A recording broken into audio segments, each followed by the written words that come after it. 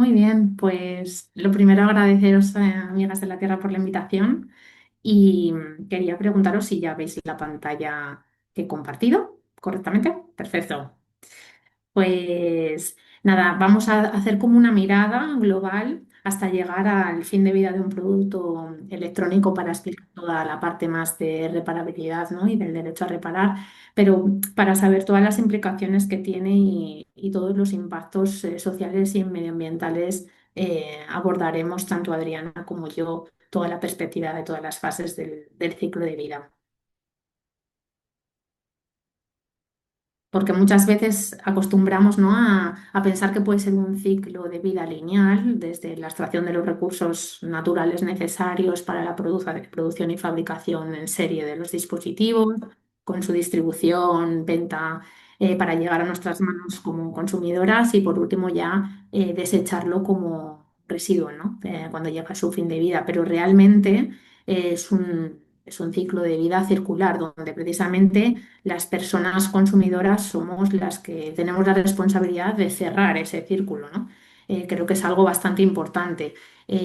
Desde los departamentos de ingeniería de los grandes fabricantes de electrónica, pues estaría la primera fase de diseño del producto como tal, donde no vamos a entrar en este webinar porque no es el objetivo. Una vez que se diseña el producto, se empieza ya como tal a darlo vida, ¿no? A fabricarlo. Desde la extracción de los recursos naturales necesarios para poder fabricarlo, ensamblarlo en esa segunda fase de fabricación, ¿no?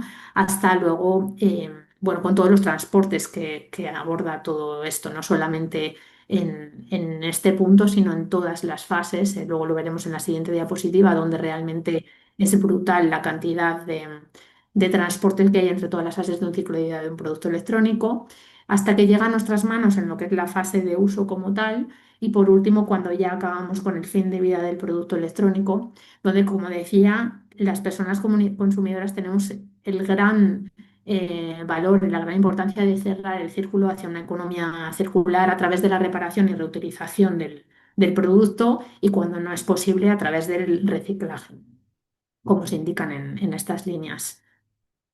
En cuanto a lo que hablábamos de la parte de transportes, en este mapa quería reflejar la cantidad de movimientos que hay en este sector a lo largo de todo el ciclo de vida hasta que llega a nuestras manos. Está totalmente descentralizado, por eso es bastante difícil de trazar, de controlar, de auditar, ¿vale? Em, para que nos hagamos a la idea, cualquier dispositivo electrónico, siempre se da como el ejemplo el móvil, ¿no? Pero bueno, en general, aquí en este ejemplo de esta diapositiva se da un móvil o una tablet. Hay un montón de elementos, de materias primas que componen cada una de las partes del dispositivo. Simplemente daré una pincelada sobre esto porque ahora Adriana nos profundizará sobre ello. Hay una serie de materiales, de minerales que se denominan como minerales de conflicto, que en principio se han denominado cuatro, pero realmente son más los minerales que están asociados a graves conflictos sociales y medioambientales en torno a su extracción. Por defecto son estos cuatro: el estaño, para la soldadura, sobre todo de la electrónica, el tantalio, que proviene del coltán tan famoso, ¿no? Que me imagino que habréis oído hablar de ello. El oro, cada vez más utilizado en la electrónica, sobre todo por las grandes velocidades que cada vez necesitamos más, ¿no? Y por último, el wolframio. Pero, como digo, hay otros minerales como el níquel, el cobalto, el litio, que están también asociados a conflictos. Hay una serie de impactos sociales, se reflejan en múltiples localizaciones a lo largo del mundo, eh, asociados a graves impactos en torno a la extracción y control de estos minerales. El famoso caso de la República Democrática del Congo, con diferentes minerales como el coltán, como el cobalto.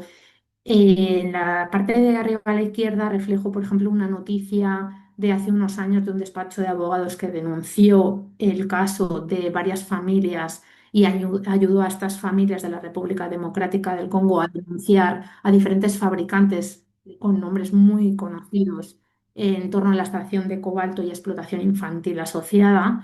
En la de al lado, justo en la diapositiva del centro, arriba, este mismo despacho de abogados acaba recientemente, esta es una noticia muy reciente, acaba también de denunciar esta situación en la República Democrática del Congo en torno a la extracción de minerales, en este caso con el fabricante Apple. Eh, También muestro el ejemplo de dos activistas a la derecha, arriba Kadiat Duga, periodista que lleva muchos años denunciando la situación que gravemente se produce en la República Democrática del Congo, donde se habla ya de más de 6 millones de muertes desde 1996 en una guerra que está totalmente en torno a la extracción de estos recursos naturales. Y abajo a la derecha, la activista Justin Masika, que en este caso trabaja sobre todo por los derechos humanos de las mujeres en la República Democrática del Congo, gravemente afectadas por todo esto que estamos comentando. Pero no solamente impactos sociales, sino también impactos medioambientales, como os podéis imaginar, ¿no? En la mayoría de situaciones extractivistas, en cuanto a la deforestación de todas estas poblaciones. También, además, da la casualidad de que hay animales en peligro de extinción, como en el caso de los gorilas, que están gravemente afectados en estas zonas. Y también quería como comentar noticias como bastante actuales y que creo que como sociedad es importante que las conozcamos y que realmente pues somos, aunque de manera indirecta, cómplices, ¿no? de todas estas situaciones. En el caso del fútbol, ¿no? Recientemente, no sé si habéis visto el acuerdo del Barça con la República Democrática del Congo, el Atlético de Madrid con Ruanda patrocinando. En estas dos situaciones a través del fútbol. Luego todos los intereses que hay en estas zonas para aprovechar, en el caso de Estados Unidos y Trump, aprovechar la guerra del Congo para asegurar el acceso a Estados Unidos a minerales estratégicos, como veis, podéis ver en la noticia de arriba a la derecha, pero que sin embargo también recientemente, ¿no? Se ha publicado la proclamación de la paz entre Ruanda y la República Democrática del Congo por parte de Trump.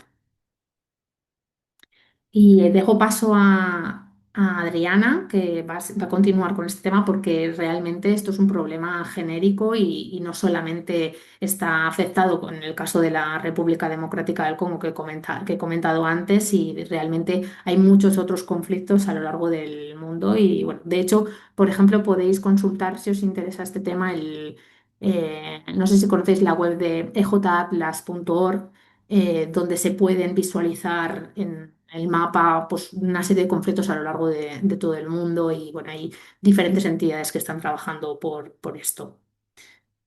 Adriana, cuando quieras. Gracias, Sara. Bueno, gracias, Sara, gracias, Isabela, y gracias a todas las personas que os habéis apuntado a esta sesión. Yo voy a continuar un poco lo que estaba comentando Sara, aportando una visión también complementaria y perdonad un poco el lío de ahora tú, ahora yo, pero bueno, lo hemos dividido así. A ver, por comentar un poco, ¿no? Si quieres, pasa, Sara. Eh, nosotras, pasas, sí, vale. A ver, yo voy a hablar de cuatro puntos de manera muy por encima, ¿vale? Si queréis profundizar en cualquiera de estas cuestiones, por favor, nos lo decís que podemos hacerlo más adelante. En prim- lo que a nosotros nos interesaba también con esta sesión es conectar todo el tema del derecho a reparar con el tema de los minerales, de la minería y de las políticas de la Unión Europea, ¿no? Entonces, yo esto lo voy a hacer dando la visión de Amigas de la Tierra a través de cuatro puntos muy breves, ¿vale? Primero, como ha comentado, reiterar un poco lo que ha comentado Sara de que llevamos una mina encima, ¿vale? En segundo lugar, cómo está habiendo una expansión de la actividad minera, no solamente dentro de la Unión Europea, sino también fuera de la Unión Europea. Perdonad, no sé si escucháis un ruido de fondo, es que tengo peques y no sé, vale, están tocando la pandereta, ¿vale? Entonces, el boom minero dentro y fuera de la Unión Europea, y qué demandas hacemos desde Amigas de la Tierra para proponer otras alternativas a la minería. Y antes de pasar a la siguiente diapositiva, yo quería hacer un inciso. Sara ha hablado de minerales de conflictos. Nosotras, y es una categoría importantísima, nosotras estamos trabajando y denunciando la situación en torno a una categoría más amplia, que es la de minerales críticos o minerales fundamentales, ¿vale? Que son todas aquellas materias primas minerales que la Unión Europea considera fundamentales para su economía y ahora veremos para qué sectores de la economía y para conseguir estos minerales está haciendo esta ampliación de la minería dentro y fuera de Europa, ¿vale? Pasa si quieres. Lo que había comentado Sara, nosotras llevamos una mina encima, ¿no? La placa base de un teléfono móvil tiene prácticamente todas las materias primas fundamentales ansiadas por la Unión Europea y por las otras potencias globales. Y bueno, tiene, pues no sé, 50 y tantos elementos de de la tabla periódica. Pero yo voy a empezar por el final. Es que si alargamos la vida útil de estas tecnologías, podríamos conseguir un ahorro de minerales importantes. Por ejemplo, si alargáramos la vida un año de los móviles y de los portátiles que están en circulación, podríamos conseguir lo equivalente a 15, o sea, conseguir, ¿no? 15 toneladas de oro, ¿vale? Que es más de la producción de oro de España en un año. Quiero decir, es muchísimo el oro que podemos conseguir. Si alargamos la vida útil de los móviles un año solamente, conseguiríamos el litio necesario para 4.000 baterías de coche eléctrico. ¿Qué pasa? Que todas estas tecnologías se quedan obsoletas y aquí yo voy a puntualizar lo que ha comentado Sara, la responsabilidad de la persona consumidora, pero desde nuestra visión, la responsabilidad última es de las políticas públicas, porque los gobiernos no están poniendo en marcha medidas para que podamos, por ejemplo, reparar nuestro teléfono móvil y ahorrar estos minerales. Nos encontramos multitud de obstáculos para reparar estos aparatos porque los fabricantes no tienen la obligación de fabricar aparatos que sean reparables y que no se queden obsoletos antes de tiempo, ¿no? Entonces, eh, por eso todo esto conecta con esa demanda de que nos garanticen un derecho a reparar a toda la ciudadanía. Pasa si quieres. Como comentábamos, ¿no? La Unión Europea ahora mismo está, todas las potencias del mundo están a la caza de estos minerales fundamentales, minerales críticos. ¿Cuáles son los sectores industriales que la Unión Europea considera fundamentales? La transición energética, efectivamente, necesitamos litio, cobalto, níquel para esos aerogeneradores, para esas placas fotovoltaicas, pero es que también para fabricar coches eléctricos, pero es que también es un sector estratégico la fabricación de armamento y todo esto conecta con esa creciente militarización de la Unión Europea. Muchas de estas minas que se están abriendo, no sabemos si, si este litio, este cobalto, este níquel va a ir para una placa fotovoltaica o va a ir para un caza F-35, un bombardero, ¿no? Estos minerales que la Unión Europea considera estratégicos, efectivamente dependemos de otras regiones del mundo, como ya ha comentado, el Congo, pero también tenemos otros países de África. En América Latina está el mal llamado Triángulo del Litio, en Chile, Argentina y Bolivia. China tiene el monopolio prácticamente el monopolio de la producción y procesamiento de tierras raras. Entonces, sí, vienen de otras regiones del mundo. ¿Y qué es lo que nos está diciendo la Unión Europea? Que tenemos que abrir más minas dentro del suelo europeo para depender menos de estas otras regiones. Y nos dicen, y de paso, para explotar menos los recursos de estas otras regiones. ¿Qué está pasando? Que como bien ha ilustrado Sara, la Unión Europea lo que está diciendo no es verdad, porque mientras estamos aumentando la minería dentro de Europa y dentro de España, como ahora veré, también se siguen aumentando los acuerdos para extraer minerales estratégicos fuera de la Unión Europea, sin ningún tipo de respeto por los derechos humanos, los derechos de las comunidades indígenas, locales y demás, ¿no? Por lo tanto, estamos viendo un boom minero, ¿vale? En todo el mundo para favorecer todas estas industrias. Pasa si quieres.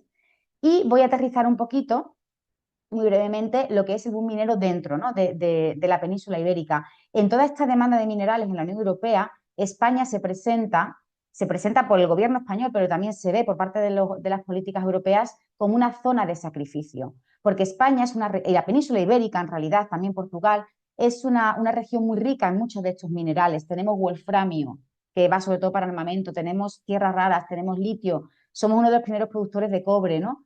Entonces, pues somos un terreno codiciado, ¿no? por todas estas políticas.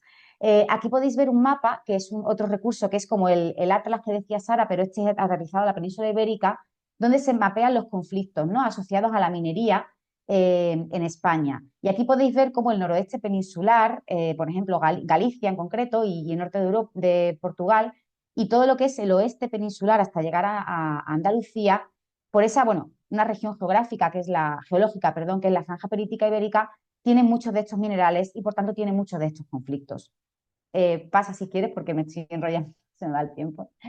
Y bueno, por comentar, evidentemente aquí no podemos hablar de que las violaciones de derechos humanos sean iguales que las que hay en la República Democrática del Congo o el asesinato de líderes ambientales o indígenas en América Latina. Efectivamente, no, pero aquí se dan muchas otras violaciones que también se dan en otras regiones del mundo. Contaminación del aire, del agua y del suelo, impunidad de las empresas que cometen todas estas violaciones. No se está contando con la participación de las comunidades locales, ni se está dando información a las comunidades sobre estos proyectos mineros que van a acontecer en su territorio. Yo he puesto tres proyectos de Galicia, que son la mina de Touro, que es un proyecto que es una mina antigua, que desde hace más de 40 años sigue vertiendo metales pesados sobre los ríos gallegos, metales pesados incluyendo metales cancerígenos, y es una mina que se quiere reabrir, ¿vale? La mina de San Juan en Ourense va a producir wolframio, que sobre todo va para la industria del armamento, y la empresa está haciendo todo este proyecto con multitud de irregularidades. O la mina de Doade en Pontevedra, donde las comunidades no fueron informadas, donde el proyecto se presentó fragmentado de forma fraudulenta, es decir, se cometen violaciones de la legislación también dentro de Europa y también dentro de España, ¿vale? Ese era el punto que quería traer. Pasa si quieres. Y muy brevemente nuestras propuestas, nuestras alternativas. Pasa a la siguiente. Tenemos un modelo que lo que pretende es consumir, consumir, consumir, ¿vale? Una economía que aunque podría ser circular de base, la realidad es que es bastante lineal, desechamos todos estos recursos y tenemos ese boom minero que pretende conseguir todos estos minerales pero sin cuestionarnos para qué. Nosotros la primera pregunta que queremos hacer y que nos hagamos es ¿cuántos minerales realmente necesitamos y para qué los necesitamos? Porque estamos hablando de que ahora mismo la Unión Europea, las últimas noticias son que quiere priorizar la industria del armamento y de defensa, incluso sobre otros sectores como la transición energética. ¿Queremos realmente que estos minerales vayan para la fabricación de armamento? Por lo tanto, esa sería la primera pregunta, ¿no? No podemos consumir tanto, tenemos que adoptar medidas de ahorro y en estas medidas de ahorro por ejemplo, incluye el que tenemos que repensar el modelo de movilidad. No podemos fabricar coches eléctricos como si no hubiera un mañana, porque tampoco todo el mundo se podrá permitir un coche eléctrico. Hace falta favorecer el transporte público. Esa es una de las primeras medidas que traemos. Y luego todo, por supuesto, lo que atañe con este webinario, ¿no? Necesitamos políticas públicas que garanticen que los productos no se quedan obsoletos y que se garantice un derecho a reparar, porque ahora mismo reparar un teléfono móvil te cuesta más caro que conseguir uno nuevo. Por lo tanto, necesitamos políticas que aborden todas estas obstáculos que actualmente existen al derecho a reparar y esta obsolescencia programada y prematura de los productos, ¿no? Eso como demandas básicas que si queréis podemos comentar luego. Y ya pasa si quieres a la última, Sara. Y por supuesto, tenemos que abordar todo este debate reconociendo el derecho de las comunidades locales a decidir sobre su propio destino. Eso incluye, según nuestra organización, el derecho de las comunidades a decir no a proyectos mineros que tengan lugar en su territorio y que les afecten. Hay que blindar determinadas zonas también, por ejemplo, los espacios protegidos, la red Natura, a la minería, porque ahora mismo no hay ningún blindaje a estos espacios. Está ocurriendo minería en estas zonas protegidas. Y por último, por supuesto, todo esto se tiene que hacer con justicia global. No podemos seguir extrayendo y explotando de estos recursos del sur global. Pero para poder conseguir esto, tenemos que hacernos esa primera pregunta. ¿Cuánto necesitamos consumir? Y asumir que tenemos que reducir nuestro consumo, ¿no? Entonces, bueno, estas eran un poco las reflexiones que quería traer. Y ya si queréis, bueno, sí, comentar porque tenemos muchos informes elaborados por Amigas de la Tierra, que podéis luego descargaros los enlaces. Y ya si quieres la última, que tenemos varias campañas hechas sobre consumo, sobre producción. Hemos hecho campañas contra el Black Friday este año, promoviendo ese repositorio de larga estancia. Y bueno, muchos minerales, no, materiales más que podemos proporcionar si queréis. Así que nada, gracias y todo tuyo, Sara. Gracias, Adriana. Muy bien, pues después de toda esta explicación que nos ha dado Adriana, asociado principalmente para conocer la parte de extractivismo como tal, que nos va a derivar en toda la parte de fin de vida y del derecho a reparar como tal, una vez extraídos todas las materias primas necesarias para toda la tecnología que consumimos, estas materias se suelen llevar a las fundiciones, sobre todo en el sureste asiático, ¿vale? donde bueno, pues, se fabrica, se ensamblan todos los componentes para poder producir los productos finales como tal. No sé si recordáis dónde nació y dónde es la cuna de la electrónica, Silicon Valley, ¿no? Hubo una deslocalización total de la producción, entre otras cosas derivada, no solamente de ir deslocalizar e irse a países donde la mano de obra pudiese ser más económica, sino también derivado de los problemas que empezaron a aparecer en, bueno, pues en diversos entornos naturales en donde estaban las fábricas localizadas, los impactos medioambientales de las mismas y también sobre los trabajadores y las personas que estaban en estas fábricas impactadas en su salud, ¿no? Múltiples casos de cánceres, leucemia, sobre todo, y que hoy en día se siguen dando también, y como podéis ver en la noticia que ponemos abajo a la izquierda, en personas trabajadoras en estas fábricas, ¿no? Es algo bastante crítico. Las condiciones en las que se trabajan en este tipo de fábricas no siempre son las mejores. Existen casos incluso de, como se puede ver en la noticia de arriba a la derecha, hubo casos de ciertos suicidios de trabajadores en los cuales en las fábricas, acompañadas de las residencias que suelen estar al lado de las fábricas en muchos de estos sitios, porque muchas veces son personas migradas que van en busca de un trabajo a estas zonas donde se acumulan las fábricas en el sureste asiático, y además con unas condiciones en las que para nada son dignas a la hora de vivir, ¿no? Y en estas residencias.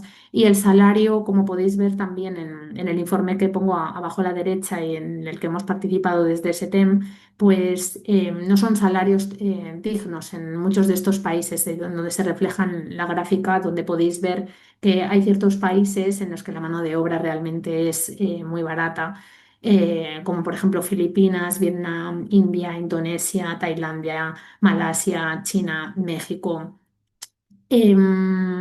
Comentar que además las mujeres representan un 60% de la fuerza del trabajo del sector en Asia y se enfrentan a desafíos también adicionales como el acoso, la falta de medidas de conciliación.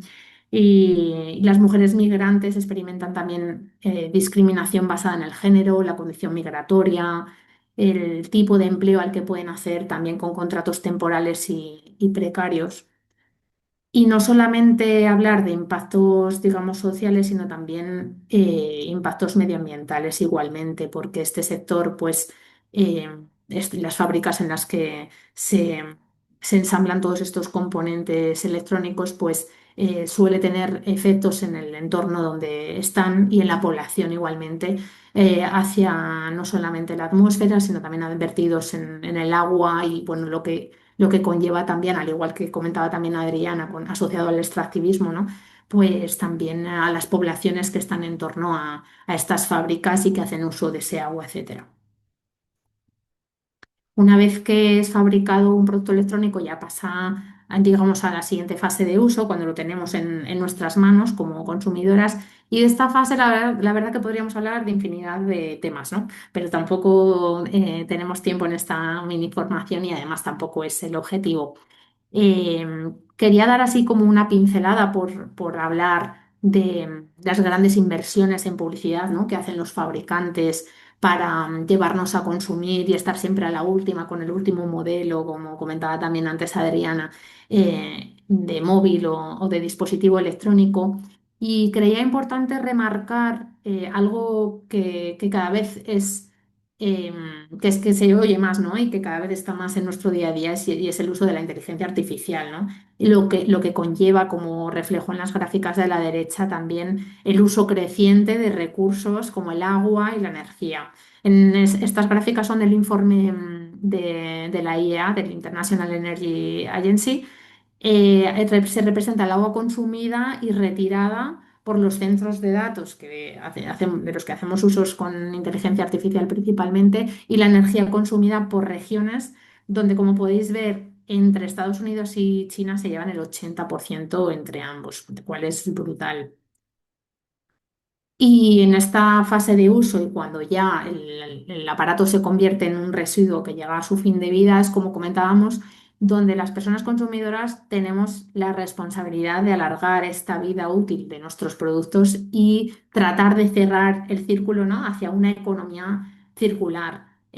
Aquí muestro la diferencia, ¿no? Entre una economía totalmente lineal a una economía del reciclaje, donde todavía sigue habiendo residuos, para fomentar realmente lo que es una economía circular basada en la reparación y la reutilización y en el último lugar siempre ya el reciclaje cuando no ha podido ser reparado y reutilizado el dispositivo.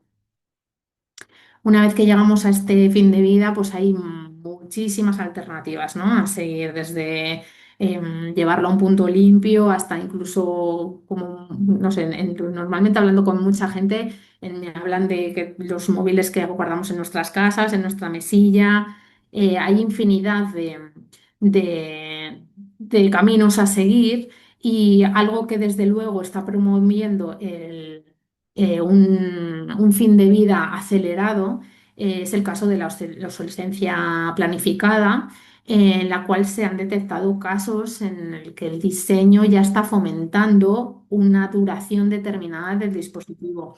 En el ejemplo que os muestro aquí abajo a la izquierda, es un caso clarísimo de obsolescencia programada.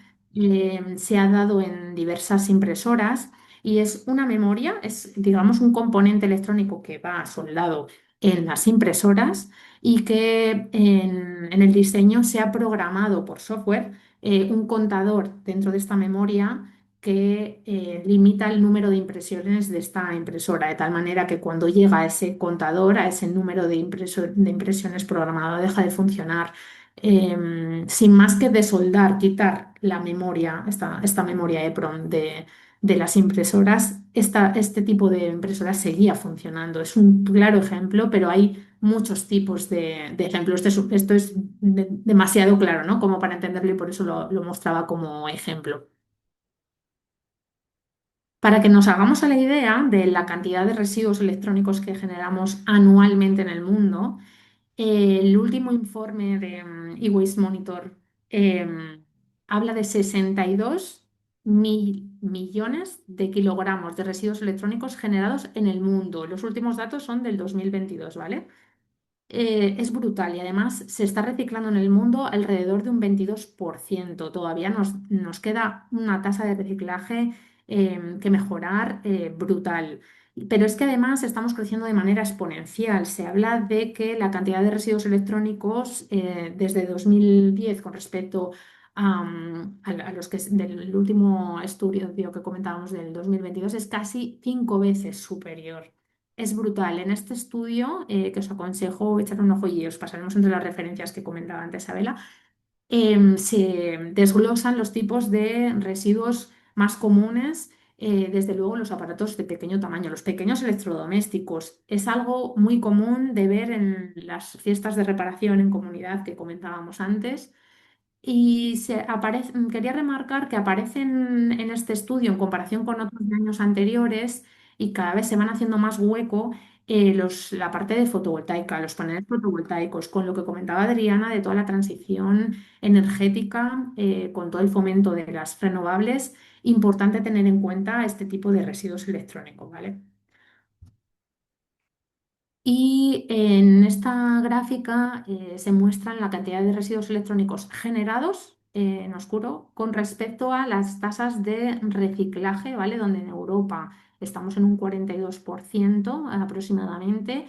eh, Mucho por trabajar todavía, pero fijaros también el resto de zonas, todo lo que nos queda en este campo del reciclaje. Además, hay una serie de movimientos de basura en el mundo. Se habla de que 5.100 millones de kilogramos de residuos electrónicos son transportados a escala internacional y en concreto el 65% de ellos sin sujeción a control alguno y de forma no documentada. El convenio de Basilea prohíbe todo esto, porque el convenio de Basilea, digamos que prohíbe exportar residuos tóxicos que no han sido generados en el mismo país, ¿vale? A otros países. Sin embargo, esto se está incumpliendo y quería poner este claro ejemplo, ¿vale? Que es una demostración clarísima de incumplimiento. Este informe que podéis ver aquí a la derecha. Bueno, este es el caso de Europa, pero esta entidad ha hecho diferentes informes en otras regiones. Es Basel Action Network, la entidad BAN, BAN, donde se instalaron dispositivos de geolocalización en diferentes impresoras, monitores, diferentes dispositivos electrónicos que fueron depositados en un punto limpio, ¿vale? Para seguir el canal totalmente formal del reciclaje y que, sin embargo, ciertos de ellos acabaron en diferentes puntos yéndose de esa vía formal, ¿no? En este caso muestro en un caso en España, donde acabó bueno, pues en un descampado en Sevilla. También hay un caso, por ejemplo, de un dispositivo que se trazó con estos geolocalizadores que acabó en Nigeria. Bueno, en este informe que os recomiendo podéis ver cómo es un claro ejemplo que demuestra el incumplimiento del Convenio de Basilea y que realmente hay exportaciones a países en vías de desarrollo también. Los principales vertederos electrónicos a nivel mundial son varios, pero principalmente en África y en Asia. Principalmente Ghana, Nigeria, y bueno, pues en la India, en China hay diferentes puntos. Yo quería comentar muy brevemente mi experiencia en dos de ellos en los que he podido estar. Hablo sí en Ghana, en la capital de Ghana, que es Accra. Básicamente, Ablosí es un barrio de la capital gigante, como podéis apreciar en las fotos, donde no solamente hay residuos generados por el propio país, sino también residuos que llegan principalmente en el puerto de Tema, que está contiguo a Accra, en containers donde muchos de los dispositivos que llegan son declarados como material de segunda mano, de donaciones, y efectivamente muchos de ellos funcionan y son realmente material de segunda mano, pero también muchos de ellos son residuos totalmente inservibles y que cuesta en muchos casos reparar para darles una segunda vida. Además, también las donaciones y los aparatos que realmente funcionan, en muchos de los casos acaban siendo un residuo de forma prematura, ¿no? En estos países, que es algo también a tener en cuenta.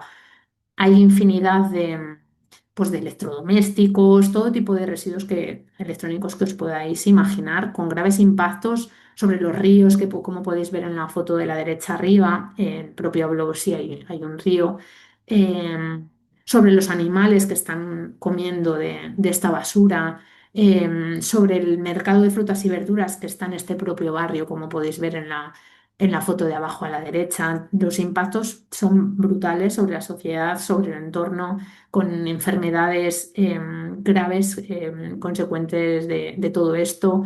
Los pequeños electrodomésticos que comentábamos es bastante típico de encontrar en Ablogosín.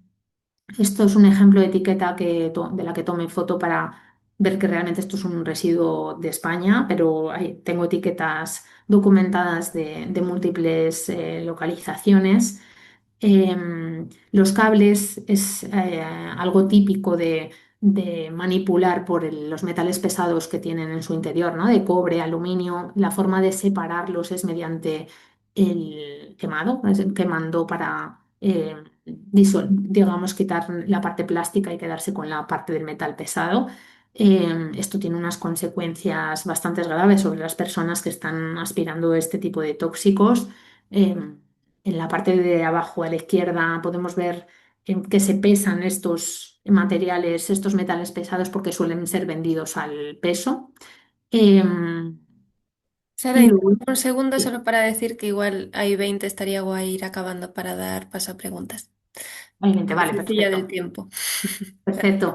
Y nada, el caso de Wuyuan en China, lo comento muy brevemente, era básicamente similar a Blogosí, pero ahora el gobierno de China, bueno, lo ha, digamos, recintado como en una especie de naves industriales y lo ha llamado Centro Nacional de Economía Circular, donde sobre todo mujeres están trabajando, como ves en la foto de arriba a la izquierda, manipulando toda esta electrónica de los residuos que van a China, muchos de ellos del propio país, pero también importados.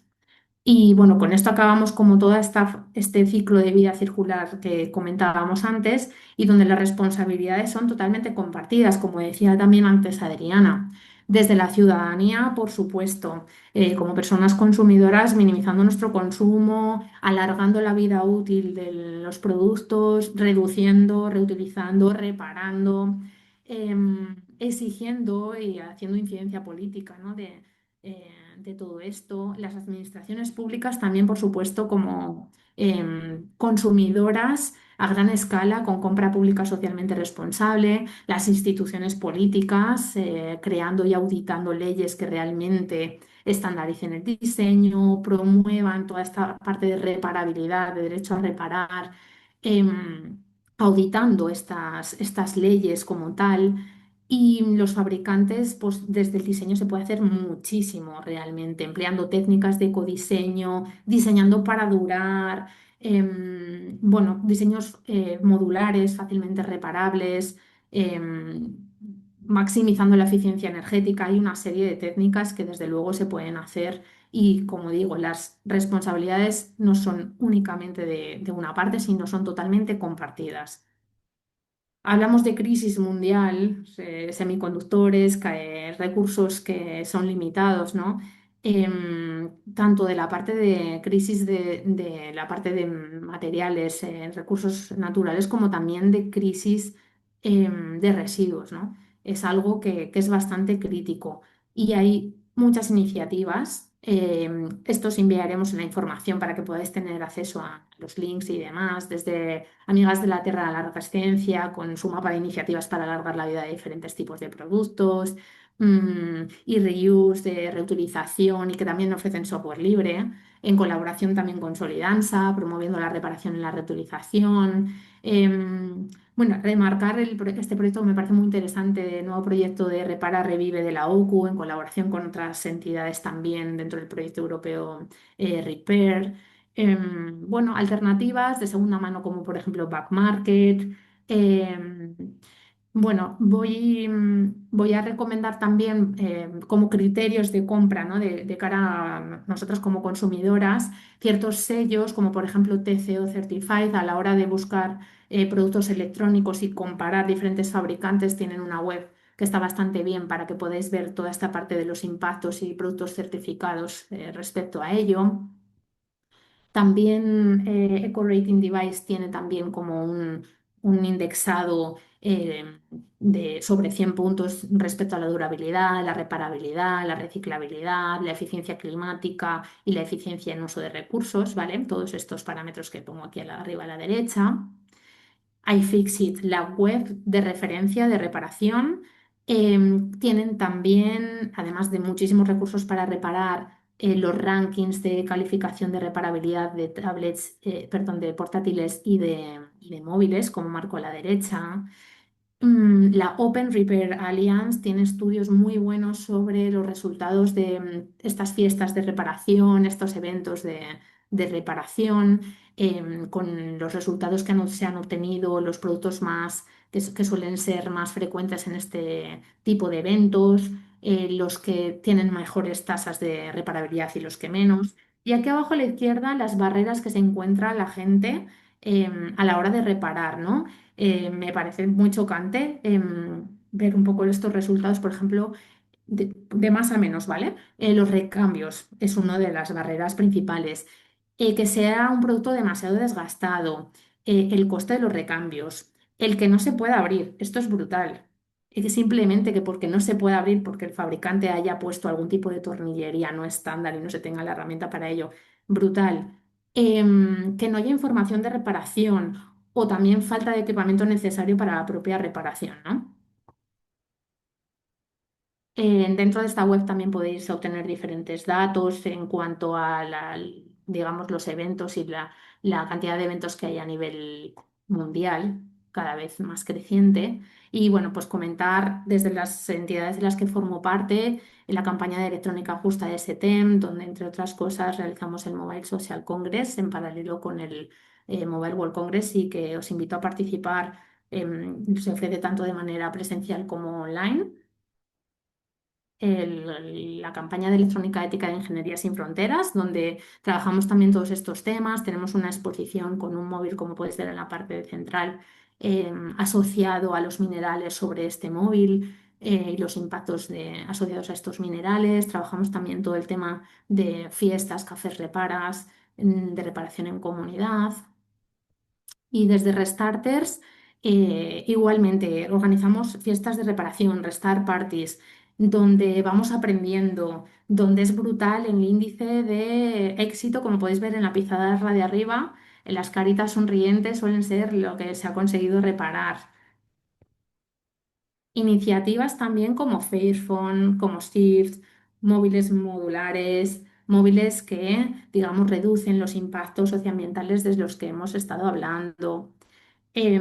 Alguna lavadora empieza también a verse que fomenta también la vida útil alargada del producto con garantías bastante extendidas.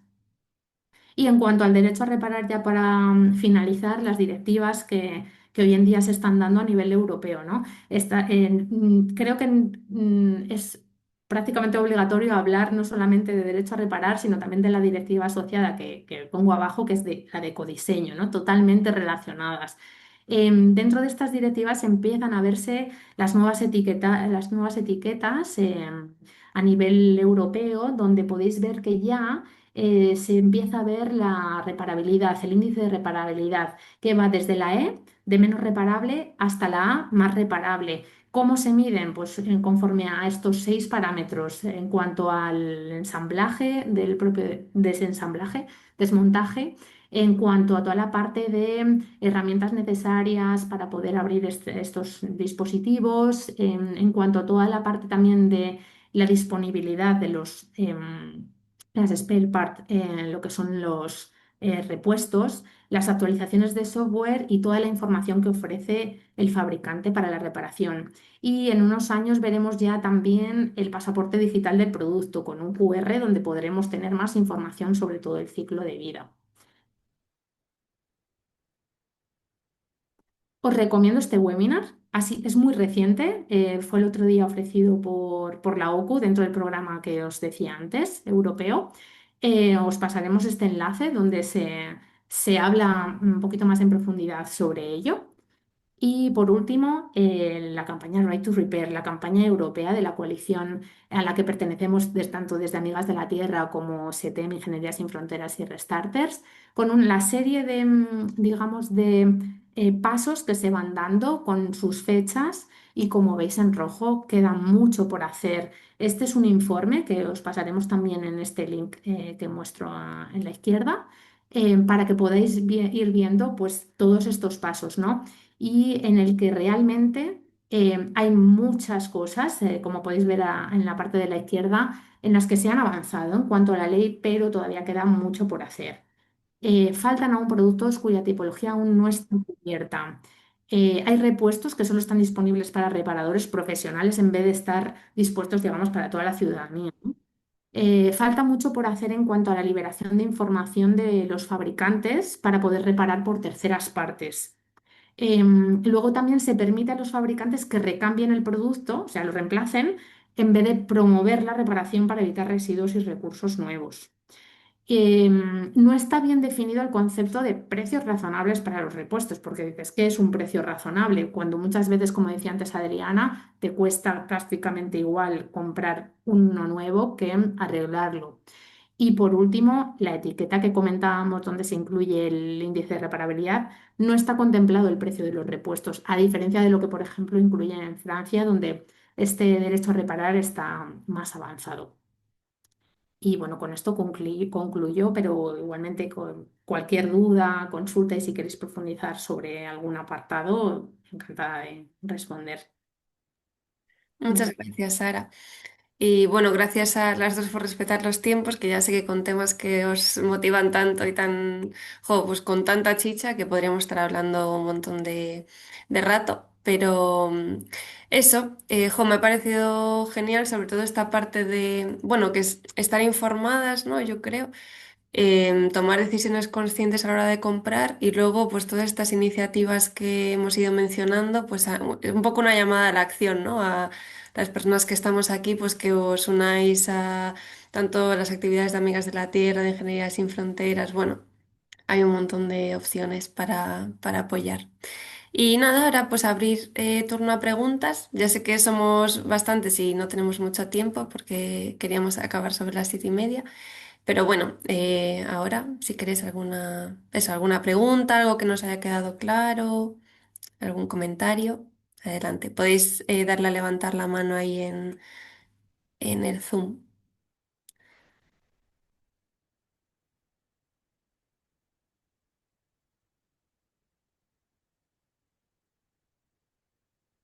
Si alguien nos aclara con lo de levantar la mano en el Zoom, podéis hablar directamente.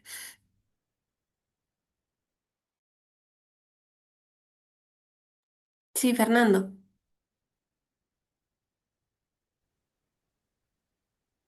Hola, hola, buenas tardes. Bueno, perdona, que me encendía la cámara. Bueno, soy Fernando de Guadalajara, soy de Ecologistas en Acción y participo también en el Rincón Lento. Es una asociación que ya por el nombre creo que dice bastante. Y dentro del Rincón Lento he empezado una iniciativa que lo llamamos el Taller de ñapas. Es un taller de reparaciones de cosas varias, en el cual yo lo que hago es sobre todo acompañar a la gente. Es decir, yo no arreglo, entre otras cosas no tengo formación, pero entonces lo que quiero es que la gente sobre todo pierda el miedo a coger un aparato que está averiado, que no funciona, pues que, bueno, pues ya tenemos todo perdido, pues no pasa nada pues por abrir e intentar tocar. Sí que sé por lo menos hasta dónde puedo llegar y hasta dónde puede llegar la gente para evitar accidentes y cosas así, ¿no? Entonces, perdona, todo este rollo, a santo de que la pregunta. Por favor, ¿dónde podría recibir yo formación? Porque yo muchas veces me encuentro con cosas que sé que se puedan arreglar, pero no sé identificar bien la avería. Aunque tengo un tester, estoy hablando sobre todo cuestiones de electrodomésticos, pequeño electrodoméstico. Electrónica todavía no, o sea, todavía, y no creo, porque yo ya os digo que no tengo formación. Entonces, por favor, ¿dónde podría conseguir algún tipo de, ya os digo, de formación o de información, no lo sé, para poder hacer.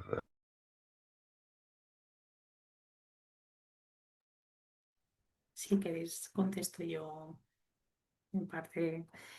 Sí, Fernando. Pues mira, entre otras cosas, entre Espera, la... porque parece que quizás se quedó pillado. Fernando, ¿nos oyes? Creo que se ha desconectado.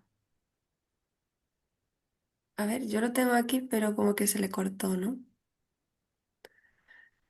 A ver, Fernando, si estás por ahí, habla.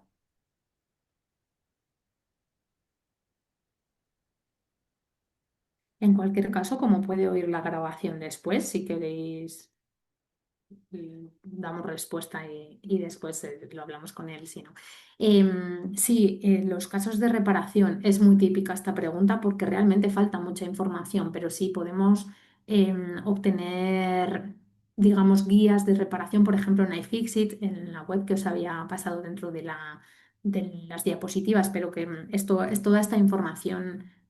Como lo podéis tener, podéis indagar luego en cada una de estas webs porque están bastante bien. En iFixit es una guía de reparación de múltiples cosas que está bastante bien.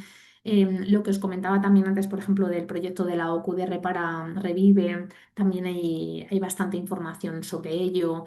Bueno, en YouTube como tal también he de decir que hay bastantes vídeos que están muy bien indagando y poniendo cada caso concreto, ¿no? que puedas llegar a tener.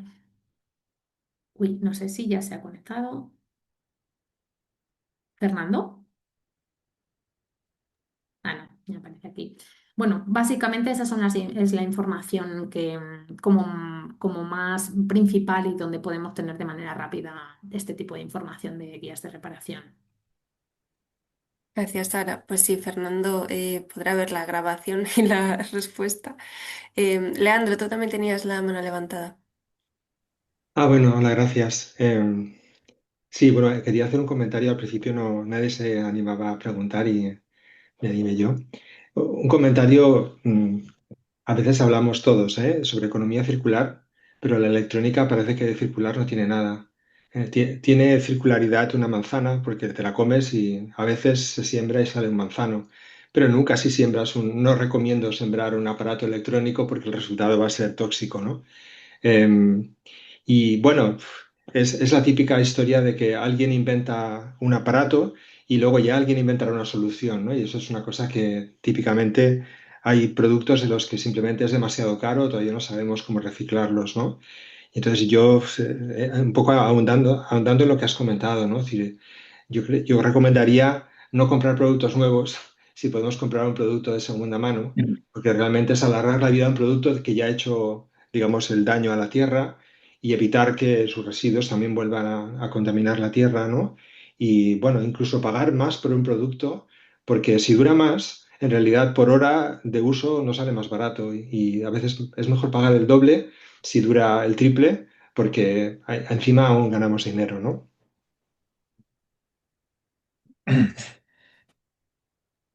Sí, muchas gracias, Leandro, por la aportación. Muchas gracias, Leandro. ¿Hay algún comentario por el chat que pone... A ver, César Puerta dice, gracias por vuestras intervenciones y quisiera saber si las directivas europeas se han traspuesto ya a la legislación española. Si Adriana o Sara, si le queréis dar. Puedo empezar si queréis comentando. Pues sí, mira, ahora mismo hay un proyecto de ley que está preparando el Ministerio de Agenda 2030 que se llamará Ley de Consumo Sostenible y esta ley lo que va a hacer es transponer la Directiva del Derecho a Reparar y la Directiva de Empoderamiento de los Consumidores, que son dos directivas muy similares. El reglamento de ecodiseños es de aplicación directa, ¿vale? No requiere una transposición. Entonces, esta ley abordará muchas de estas cuestiones, por ejemplo, medidas para garantizar el derecho a reparar. Una de las cosas que se va a hacer en España, si este proyecto de ley sale adelante, que es muy interesante, que es la creación de un fondo de reparación. Se va a crear un fondo que se hará con aportaciones económicas de los propios fabricantes a través de la tasa que pagan a los mecanismos de responsabilidad ampliada del productor. Con este fondo de reparación, siguiendo determinados requisitos y determinados procedimientos, una persona podrá cubrir parte del coste de la reparación. ¿Vale? Es un instrumento que no lo exige la legislación europea, que es un avance que ahora aquí ya lleva tiempo aplicándose en Francia. Es una de las cuestiones que alguien lo había preguntado, en las que Francia está mucho más avanzada en ese fondo de la reparación. Mira, estoy Y viendo, no, ya no me interesa mucho. Había las cuestiones, un de por los ejemplo, que va a amigos. abordar es el tema del precio de las piezas de recambio. Dice que los fabricantes tendrán que ofrecer estas piezas de recambio a precios, creo que era razonables, pero bueno, ¿quién define lo que es razonable? Y bueno, abordará muchas otras cosas. También, por ejemplo, el greenwashing, ¿vale? El etiquetado y los anuncios que hagan afirmaciones engañosas sobre la sostenibilidad de un producto, etcétera, etcétera, ¿no? Entonces, ahora mismo ya se presentaron alegaciones a este anteproyecto de ley y se espera que el Ministerio lo lleve al Congreso en enero. Veremos si sale con el contexto político complicadillo que hay. Eso es, y además hemos estado colaborando dentro de este borrador con esta propuesta, ¿no?, de borrador que se hizo desde el Ministerio entre todas estas entidades que hemos estado hablando, ¿no?, desde Amigas de la Tierra, Ingeniería Sin Fronteras, SETEM, Restarters, en todas estas alianzas para bueno, pues promover todo esto, ¿no?, no solamente a nivel europeo, sino también a nivel nacional. Vale, hay otra duda por aquí de Bea que dice que quiere saber si dejar los ordenadores encendidos permanentemente acorta su vida y consume muchos recursos. Sí, bueno, realmente cualquier dispositivo electrónico a la hora de diseñarlo está contemplado lo que se llama un MTBF, que es como un tiempo de vida medio entre fallos. Y a la hora de diseñar hay ciertos componentes que tienen ciertas horas dentro de este parámetro que, como digo, se llama MTBF. Por lo tanto, cuanto más duración tenga de manera encendida este equipamiento, pues estás agotando esa vida útil como tal del dispositivo, que siempre se puede reemplazar ese componente a través de la reparación. Por ejemplo, el claro ejemplo son los condensadores. Los condensadores, y además está también relacionado con la temperatura a la que está el dispositivo. Si está trabajando de manera continua y se sobrecalienta, pues ese MTBF, digamos que se reduce. Entonces, sí, desde luego, cualquier dispositivo que se use más, digamos, de manera que se prolongue durante más horas encendido, pues sí estás fomentando que se llegue antes a su vida útil. Vale, nos quedan tres preguntas más en el chat. Siento que nos estamos pasando un poquito de la hora, pero bueno, ya que están aquí, a ver si las podemos contestar. Em, Augusto pregunta, bueno, dice que habéis comentado que Francia tiene una legislación más avanzada. ¿En qué términos es más avanzada? No sé si tenemos así alguna respuesta rápida sobre este tema. Bueno, un poco lo que había comentado, el fondo de reparación, que ya lleva tiempo aplicándose y además a una categoría muy amplia de productos. También tienen un índice de reparabilidad, que es lo que estábamos comentando que se va a implementar en toda Europa. Francia fue uno de los países pioneros. También tiene una ley que penaliza por la vía penal la obsolescencia programada. Esto es muy interesante. O sea, se han llevado a empresas muy importantes a tribunales, a juicios por esa obsolescencia programada de los productos y tiene penas económicas muy elevadas, ¿no? Y luego también ahora está desarrollando una ley contra la fast fashion, con lo cual, bueno, pues tiene cosas de las que podemos aprender. Ujú. Súper, muchas gracias. Y, uy, a ver, ¿cómo puedo utilizar reciclar un ordenador portátil que técnicamente está desactualizado? Pregunta Ilia.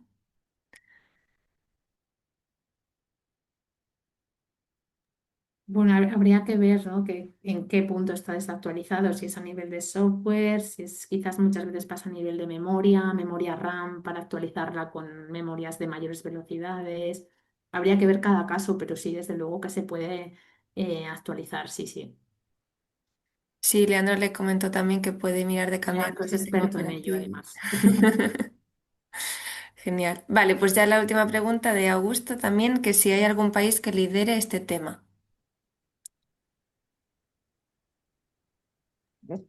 Yo diría que Francia, realmente, no sé, Sara, es el que ha adoptado Sí, sí, total. medidas más Desde ambiciosas, luego sí. es el país de referencia Mm, totalmente, mm, ya no solamente a nivel de electrónica, que quizás estamos pensando como más en tecnología electrónica, sino también en, bueno, diferentes objetos, en calzado, por ejemplo, todos esos bonos que dan para reparar tu calzado, tu ropa. Sí, desde luego que Francia está eh, como pionera y a la cabeza de todo esto con multas, como decía Adriana, el caso de Samsung, perdón, de Apple, con esta multa millonaria. Sí, desde luego Francia es la referencia. Genial, pues bueno, muchas gracias a todas por estar con nosotras esta tarde. Eso, lo que os decía al principio, para las que llegasteis más tarde, os voy a mandar un correo con la presentación donde tenéis todos los enlaces y también un formulario de evaluación así cortito para que nos digáis si hay algún tema en el que os gustaría profundizar más, que seguro que os habéis quedado con un montón de preguntas para hacer más formaciones en el futuro. Y muchas gracias Adriana y Sara también por contarnos todo esto que ha sido súper, súper interesante. Muchas gracias a vosotras.